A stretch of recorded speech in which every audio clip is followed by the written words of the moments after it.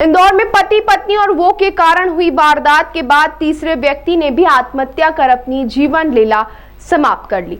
पत्नी और पति की मौत के बाद पुलिस तीसरे व्यक्ति की तलाश में खंडवा गई थी, लेकिन पुलिस के पहुंचने से पहले ही उसने आत्महत्या जैसा कदम उठा लिया। हीरानगर पुलिस के मुताबिक उडनगर निवासी हल्केवीर पटेल उम्र 28 वर्ष और उसकी पत्नी रोशनी पटेल का शव मिलने से घर में मिला। वहीं जिसमें प्रारंभिक जांच में पता चला था कि पत्नी हल्केवीर के द्वारा पहले पत्नी को जोर जबरदस्ती कर जहरीले पदार्थ का सेवन कराया जा रहा था।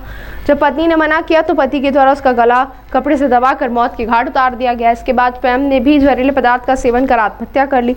मामले की गंभीरता के साथ ही एक नोट भी मौके से मिला, पुलिस ने बरामद किया, जिसमें पत्नी का तीसरे व्यक्ति से बातचीत करने का जिक्र था, जिसका नाम सतीश साहू निवासी खंडवा का रहने वाला बताया जा रहा था।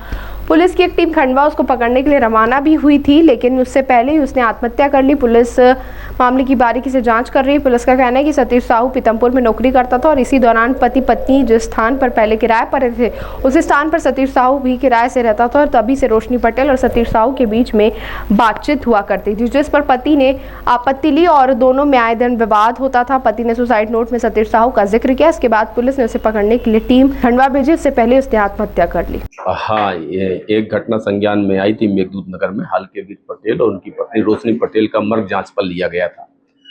मर्ग जांच पर एक सुसाइड नोट भी हल्केवीर पटेल के द्वारा लेके मिला हुआ था। उस पर से देखा गया था कि उसके द्वारा ही पत्नी का गला दबा करके उसकी मृत्यु कायद की गई है और फिर खुद ही कुछ संदिग्ध पदार्थ लेकर के और मृत्यु को गले लगा लिया गया है। उसमें से एक सुसाइड नोट भी मिला हुआ था। उसमें से उसके द्वारा अपनी पत्नी पर कुछ नाराजगी जाहिर की गई थी। कुछ ऐसे भी तथ्य लिखे गए थे कि सतीश नाम का व्यक्ति जो उसके पारिवारिक जीवन में आकर के उसके पारिवारिक जीवन को छत विच्छेद कर दिया है। ऐसे कुछ तथ्य थे तो उसको भी जांच पे ले लिया गया था और अभी हाल में जानकारी लगी है कि जिस व्यक्ति का नाम उसमें लेख था, जिस पर संदेह जाहिर किया गया था कि उसके द्वारा उसकी पत्नी को गुमराह किया गया है, उस व्यक्ति के द्वारा भी घाटा खेड़ी पंधाना का जो रहने वाला है वहाँ जाकर के उसके द्वारा भी आत्मघाती कदम उठा लिया गया है। उसकी भी मृत्यु हो गई है, उसके द्वारा भी सुसाइड कर ली गई है। सारे तथ्यों को संज्ञान में ले लिया गया है। इस घटनाक्रम को भी हमारी मर्ग जांच का पार्ट बनाया जाएगा और सारी परिस्थितियों की समीक्षा की जा रही है। जो भी तथ्य आएंगे उसके मुताबिक आगे वैधानिक कार्रवाई की जाएगी। ताज़ा खबरों के लिए सब्सक्राइब करें JSR टाइम्स और साथ ही नोटिफिकेशन पाने के लिए बेल आइकन को दबाएं।